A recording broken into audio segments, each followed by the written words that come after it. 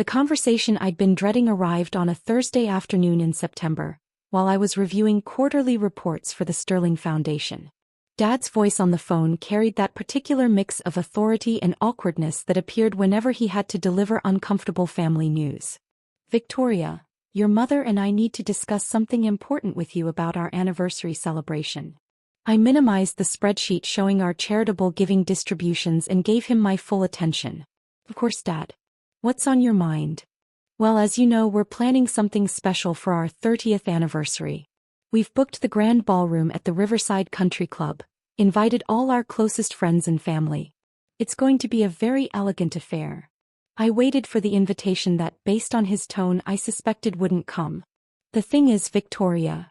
He paused, clearly choosing his words carefully. "Your mother and I have decided it would be best if you didn't attend." The words hit like a physical blow, even though some part of me had been expecting this conversation for weeks. "I see. May I ask why?"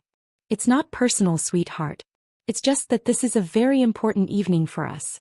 We've invited all the most successful people in our social circle. Business leaders, philanthropists, community pillars. These are accomplished individuals who understand what we've built together over 30 years. The implication was clear. I didn't belong with accomplished individuals who understood success. And frankly," he continued, his voice gaining confidence as he settled into his reasoning, "we don't want to spend our anniversary evening explaining your situation to people who might not understand your lifestyle choices." "My situation. My lifestyle choices." The diplomatic language Dad used to describe what the family had concluded was my failure to launch into traditional adult success. "We don't want you there, Victoria. This celebration is about showcasing the life we've built, the relationships we've cultivated, the success we've achieved. Having you there would complicate that narrative." The cruelty was casual, delivered with the matter-of-fact tone Dad used for business decisions. I wasn't being excluded because of anything I'd done wrong. I was being excluded because my presence would undermine the image my parents wanted to project to their social circle. "I understand completely, Dad. I knew you would. You've always been practical about these things. Maybe next year, when your circumstances are more settled, we can include you in family celebrations like this." After he hung up, I sat in my home office looking out at the Manhattan skyline, processing the familiar sting of family rejection. Then I opened my laptop and began reviewing the extensive files I maintained on my parents' social circle. Files that would have shocked them with their detail and scope. What Dad didn't know was that Victoria Chin, their unsuccessful daughter, was actually Victoria Sterling, founder and CEO of Sterling Enterprises. Over the past 12 years, I'd built a business empire worth over $400 million, spanning venture capital, real estate development, and technology consulting. More relevantly to tonight's conversation, I'd also established the Sterling Foundation, a philanthropic organization that had quietly become one of the most influential sources of charitable funding in our city. And for the past 5 years, that foundation had been the primary financial supporter of nearly every cause, organization, and initiative that my parents' social circle held dear. The Riverside Arts Center, where Mom served on the board and Dad was a major patron. 70% of their operating budget came from Sterling Foundation grants, channeled through intermediary organizations to maintain donor privacy. The Children's Hospital Foundation, where the Hendersons had built their reputation as leading philanthropists. Their signature program was funded entirely by a Sterling Foundation endowment, administered through a complex structure that obscured the original source. The urban development initiative that had made the Williamses pillars of the business community. Sterling Enterprises had provided the seed funding and ongoing investment capital, working through subsidiary companies to avoid public recognition. One by one, I'd identified the causes that mattered most to my parents' social circle and quietly become their largest supporter. Not for recognition or gratitude, but because these were genuinely worthy causes that needed funding. The fact that supporting them also meant supporting the people who had shaped my parents' social world was a complicated bonus. I called Jennifer Walsh, my chief of staff from the foundation office. "Jennifer, I need you to prepare a comprehensive report on all Sterling Foundation funding that has supported organizations or individuals connected to the Riverside Country Club social circle." "All of it?" "Victoria, that's going to be extensive. The foundation has provided significant support to most of the major charitable initiatives in that community." "All of it." I need names, amounts, dates, and impact metrics. And Jennifer, I need it by tomorrow morning. May I ask what this is for? My parents are having their 30th anniversary party tomorrow night, and I've just been uninvited because my presence would complicate their narrative about success and achievement. Jennifer was quiet for a moment. She'd worked with me for 8 years and understood the complicated dynamics between my public success and my family's perception of my circumstances. Victoria, are you planning to? I'm not planning anything vengeful or dramatic if that's what you're wondering. But I think it's time my parents understood exactly who their daughter is and what she's contributed to the world they value so much. The report Jennifer delivered the next morning was staggering even to me. Over the past 5 years, the Sterling Foundation had distributed over $80 million to causes directly connected to my parents' social circle. The Riverside Community Arts Program, the Business Leaders Scholarship Fund, the Homeless Services Coalition, the Environmental Protection Initiative, cause that had made my parents' friends look like generous, civic-minded leaders. Behind each success story was Sterling Foundation funding, channeled through grant-making organizations and intermediary foundations to maintain donor privacy. I'd built my parents' social circle's reputation for philanthropy while remaining completely invisible to them. More than that, Sterling Enterprises had provided consulting services, investment capital, and strategic guidance to many of the businesses owned by my parents' friends. The Henderson's restaurant chain expansion had been funded by Sterling Capital. The Williams family's tech startup had received crucial early-stage investment from Sterling Ventures. The Patterson family's real estate development company had used Sterling Consulting for market analysis and strategic planning. I had been quietly funding, advising, and supporting the very people who my parents considered more successful and accomplished than their own daughter. The anniversary party was scheduled for 7 p.m. at the Riverside Country Club. I spent the afternoon in my Manhattan office, handling routine business calls while monitoring the event preparations remotely.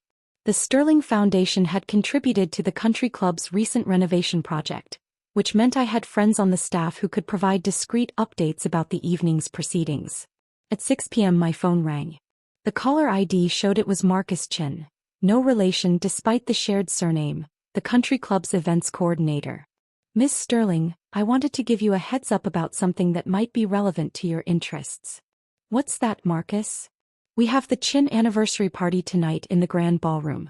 During the final preparations, the family requested a copy of our VIP guest list for their records. Apparently they wanted to acknowledge major donors and community leaders during their celebration. My stomach tightened. The VIP guest list would include automatic recognition for anyone whose charitable contributions exceeded certain thresholds, which meant, and your name is prominently featured as a platinum patron, given the Sterling Foundation's contributions to our community programs. The family seemed quite surprised to see it there. Quite surprised. That was diplomatic language for what must have been a shock that shattered their understanding of reality. Have they reached out to you for clarification? Not yet, but I expect they will shortly. I wanted to check with you about how we should handle any questions regarding the Foundation's relationship to you personally. Complete transparency, Marcus. If they ask direct questions, provide direct answers. They deserve to know the truth. At 7:43 p.m., as I was reviewing acquisition targets for Sterling Ventures' next investment round, my phone exploded with activity. The first call was from Dad, his voice shaky with confusion and disbelief. Victoria, I need to ask you something and I need you to tell me the truth. Of course, Dad. We're at our anniversary party and they've given us this VIP guest list for acknowledgements during the dinner. Victoria, your name is on this list as a major patron of the country club. Not Victoria Chin, Victoria Sterling. The moment of truth had arrived. That's correct, Dad. But I don't understand. How could your name be on a list of major patrons? You can't. Victoria, how is your name associated with major charitable giving? Because I am associated with major charitable giving, Dad. Victoria Sterling is my professional name. I'm the founder and CEO of Sterling Enterprises, and the Sterling Foundation is my philanthropic organization. The silence that followed seemed to last forever. That's not possible, he whispered finally. It's completely possible, Dad. Sterling Enterprises is a $400 million holding company with investments in technology, real estate, and venture capital. The Sterling Foundation distributes approximately $20 million annually to charitable causes. But Victoria, you work from home. You live in that modest apartment. You drive a practical car. How could you possibly? Because I choose to live modestly, Dad. Because I prefer to invest profits and fund charitable causes rather than display wealth for social recognition. I could hear Mom in the background, her voice high with panic as she processed the implications of this revelation. The Sterling Foundation, Dad said slowly. Victoria, do you know how much the Sterling Foundation has contributed to our community? They've funded the Arts Center renovation, the Children's Hospital expansion, the Business Development Initiative. $87 million over the past 5 years, Dad. I know because I approved every grant personally. The sound that came through the phone was somewhere between a gasp and a sob. You've been funding, you've been supporting. Victoria, the people at this party, the causes they champion, the programs they run, you've been behind all of it. Not all of it, Dad. But a significant portion, yes. But why? Why fund causes connected to people we thought were more successful than you? Because they were worthy causes, Dad. Because the Children's Hospital Foundation does important work, regardless of whether the Hendersons get social credit for supporting it. Because the Arts Center serves the community, even if the Pattersons' involvement enhances their reputation. I paused, letting him process the complexity of what I'd been doing. I fund causes based on their merit and impact, not based on who gets recognition for supporting them. Victoria, his voice cracked with emotion, we excluded you from tonight because we thought you didn't belong with successful, accomplished people. And all along, you were the one making their accomplishments possible. I was supporting causes I believed in, Dad.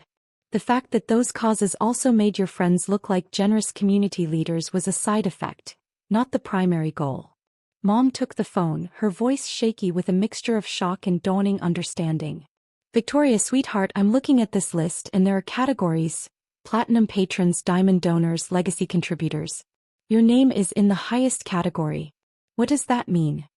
It means the Sterling Foundation's contributions to Riverside Country Club programs exceed $5 million over the past 3 years. $5 million, she repeated numbly. You've given $5 million to programs associated with our country club? To programs that serve underprivileged children, support local artists, and provide educational opportunities, Mom. Programs that happen to be administered through organizations connected to your social circle. I could hear the sounds of the party continuing in the background.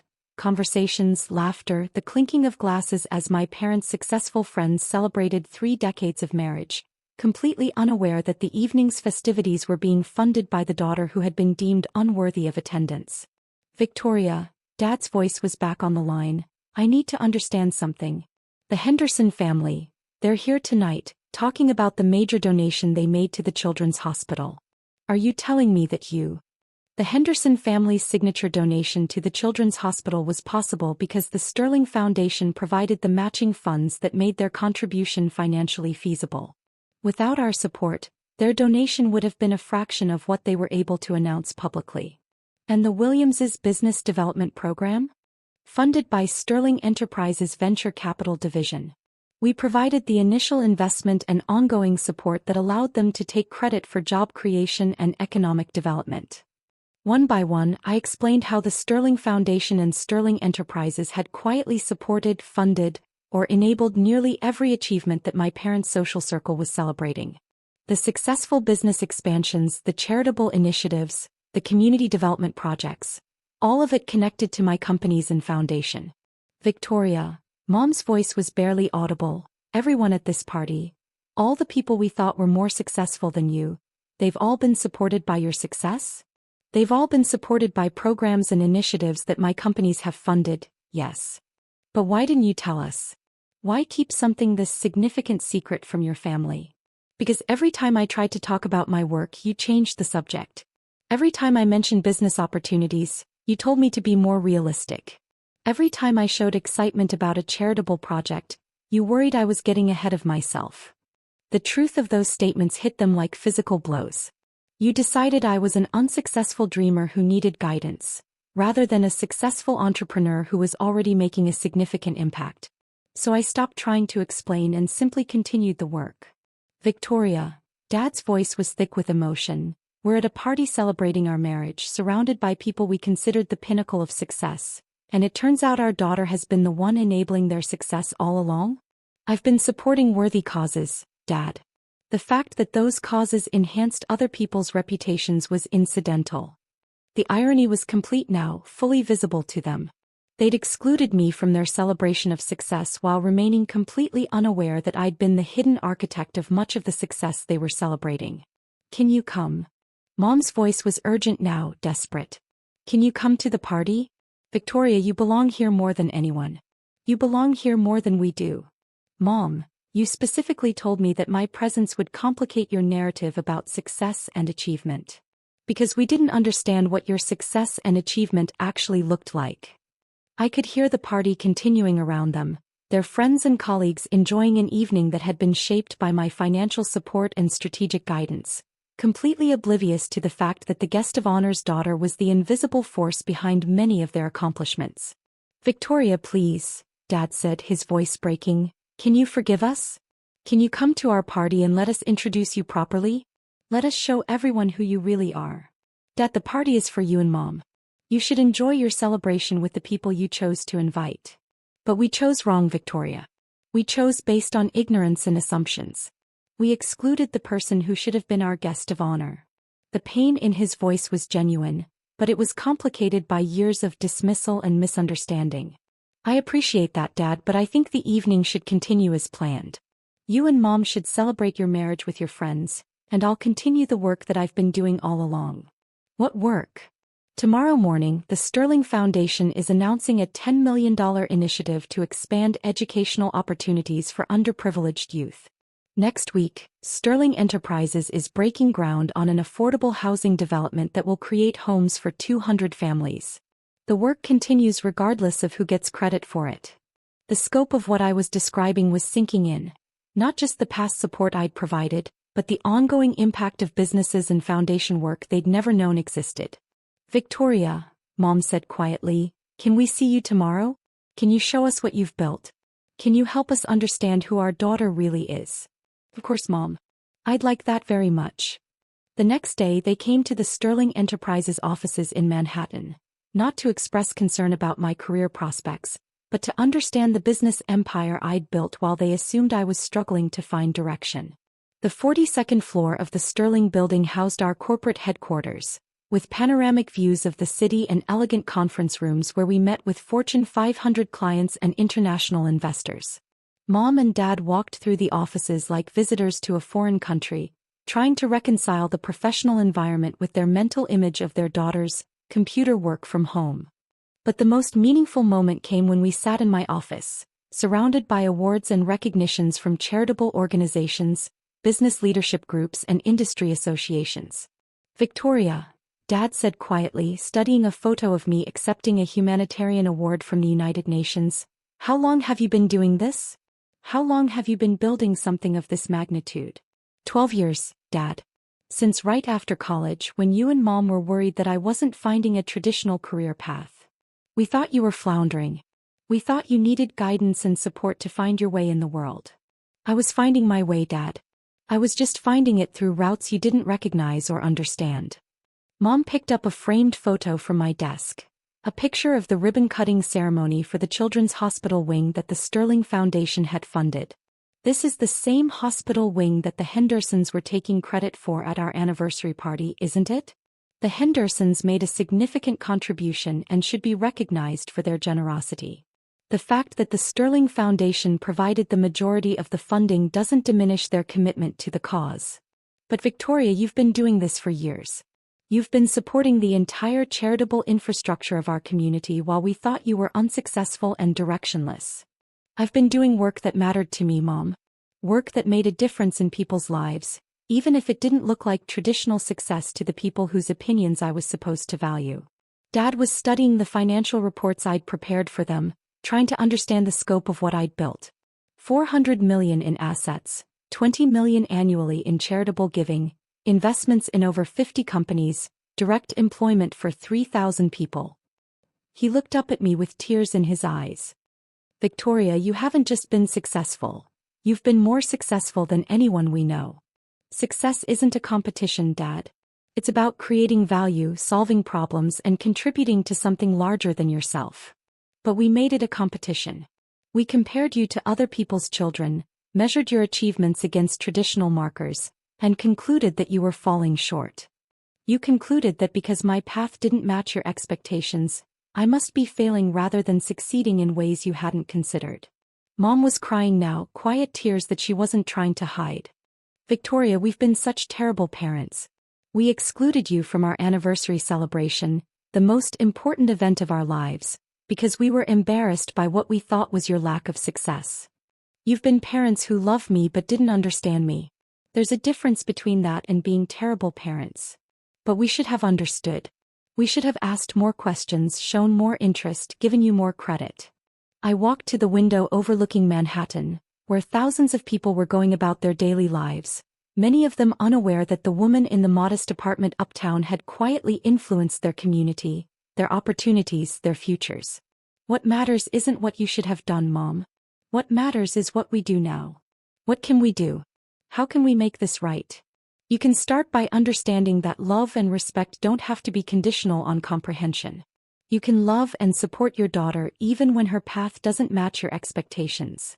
Over the following months, our relationship transformed completely. Instead of worrying about my career prospects, my parents became fascinated by the strategic decisions I faced as CEO of a growing enterprise. Instead of suggesting I find more stable work, they began attending Sterling Foundation events and understanding the impact of our charitable initiatives. Most importantly, they stopped measuring my success by external markers and started understanding it through the lens of value creation, social impact, and meaningful contribution. 6 months later, we planned a different kind of celebration. Not a 30th anniversary party, but a 31st anniversary celebration that honored not just their marriage, but the family they'd built together. This time I wasn't just invited, I was asked to be the guest of honor, introducing the friends and colleagues who had benefited from Sterling Foundation support over the years. But the most meaningful moment came when Dad stood to make a toast in front of the assembled guests. Many of the same people who had attended the anniversary party where I'd been unwelcome. Last year we celebrated 30 years of marriage surrounded by friends we considered successful and accomplished.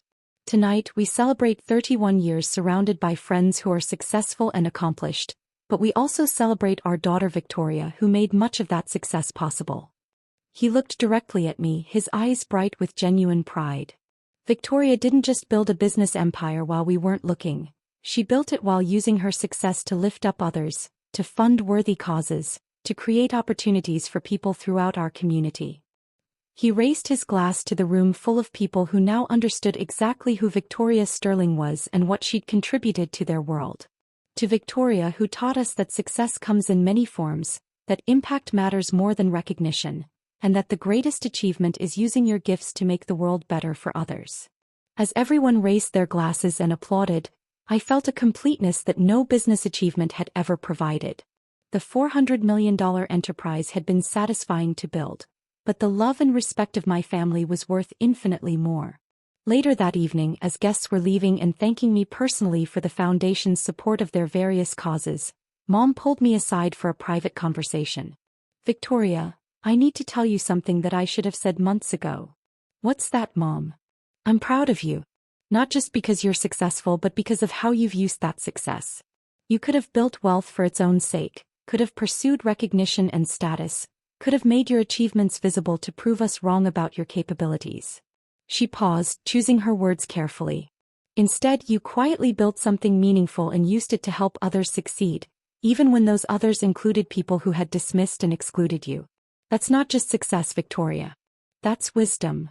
As I drove home that night, I reflected on the journey from being unwelcome at my parents' anniversary party to being celebrated as the architect of much of what they'd been commemorating. The Sterling Foundation would continue its work regardless of recognition.